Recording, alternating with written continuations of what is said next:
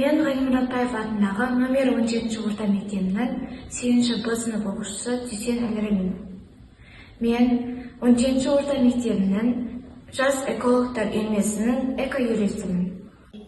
Отан отбасынан басталады демекші, менің қозғап отырған тақырыбым өзімнің мектебімнің жолындағы экологиялық жағдай. Біздің мектептің орналасқан жері Шалғай Қарасу ауданы. Осы ауданның аймағынан Қарасу өзені ағады. Соның бір саласы біздің мектептің жанынан өтеді. Және де оның қазіргі таңда экологиялық жағдайы өте нашар. Не өздеріңіз көріп тұрғандай, Қарасу өзенінің қазіргі таңдағы жағдайы осындай. Су мөлдір әрі таза болып көрінгенмен, оның ішінде неше түрлі қоқыстар жатыр. Осы мәселе бойынша біз жергілікті тұрғыннан сұхбат алдық. Вы тут рядом живете, да? Вот. Ага, вот в этом доме живут. Река Карасу. Грязная, она очень грязная.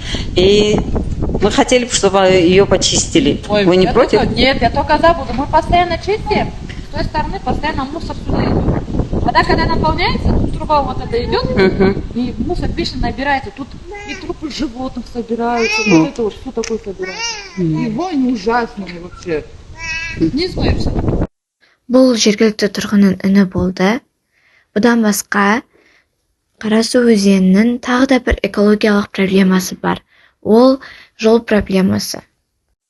Бұл жол өте жіңішке және қауіпті болып саналады. Бұл жолмен оқушылар мен кішкентай балалар өтеді.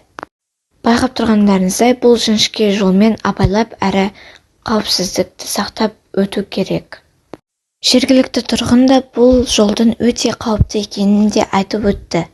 И вы знаете, что у нас здесь ученики проходят. И Постоянно, каждый день. проходят. Если вон той дорогой что-нибудь решить бы с этой узкой, она такая опасная, тоже хорошо было бы. Осы екі проблеманы шешу үшін біз жас экологтар осы өзеннің бойын тазалап өттік. Бірақ судың ішін тазалай алмадық. Сондықтан осы жерді тазалау үшін біз жергілікті әкімшіліктен көмек сұрауға мәжбүрміз.